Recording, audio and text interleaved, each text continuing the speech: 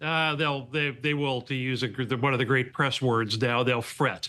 They'll fret a lot, and meanwhile other things will happen, and they might be good or they might be bad. Earnings might be good, geopolitical risk might be bad, whatever. But it's another testament to the difference between political time and markets time. Some of your colleagues have been opining and speculating, and seriously, I mean, they're reflecting markets by saying so. Is wondering what like where the tax bill is, and the president was inaugurated 1 month and 1 day ago, and Congress has been around for 2 weeks, longer than that. This takes a while, as you well know, and the audience well knows, because there's lots of hoops to jump through, and including figuring out what the budget is, figuring out what the deficit is, and that's really the starting gun. Once they do that, then they get into the specifics on the tax bill, and that takes probably the second half of the year, just like 2017. Yep. How about that?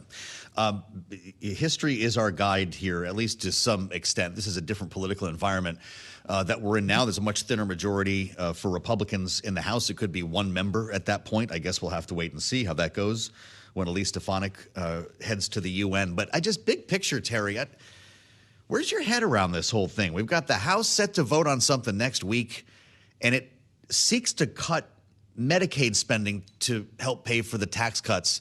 And we're already hearing a lot of outcry about this. Republican members have been home for the week. They're holding town halls. They're hearing concerns about DOGE in some cases going over the line. Medicaid, what are you going to do with my entitlements here? And it's going to make this a knockdown, drag out. I guess that's why you see it lasting all year. But who's going to win this fight between the Senate and the House? Don't know yet, frankly. I thought Senator Graham was quite right to say everybody needs a plan B. And, but plan B may well turn into plan A.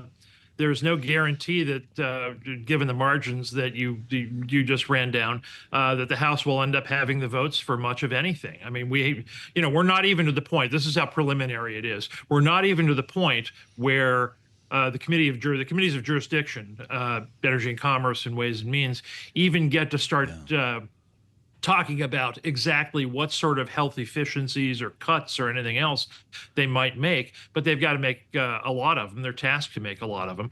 So that is going to be a knockdown, drag out through the spring. And then on top of that, I think what shakes markets further in Washington confidence over the next few weeks is you're going to have a State of the Union address that'll be, a barn burner triumphalist.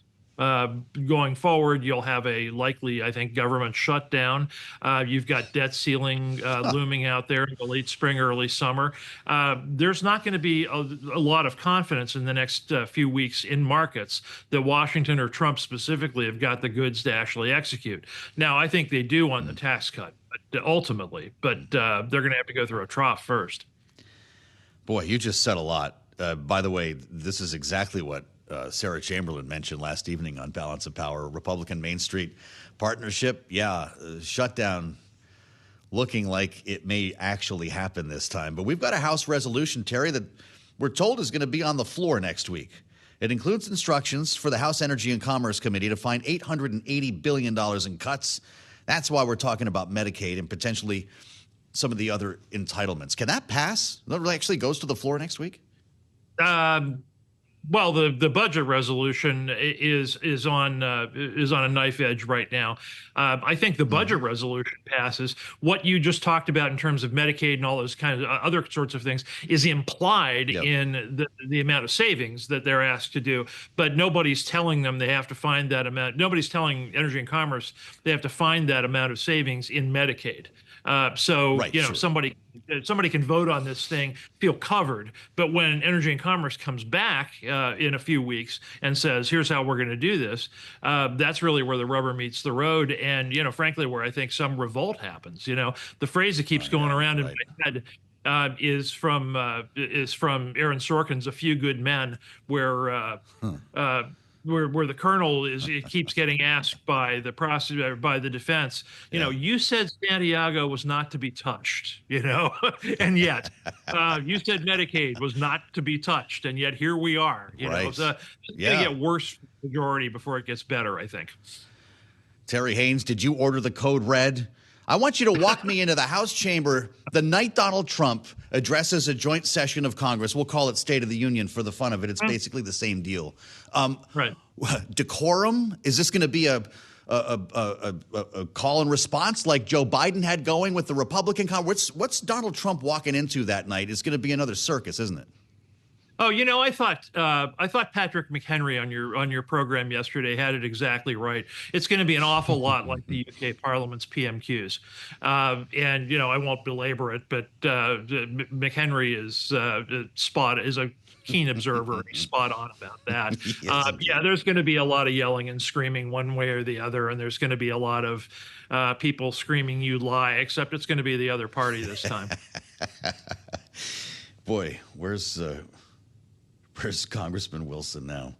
All right. Well, Terry, the president's going to be speaking in a moment here. He's talking about 25% auto tariffs in our remaining 30 seconds. Do those ever see implementation?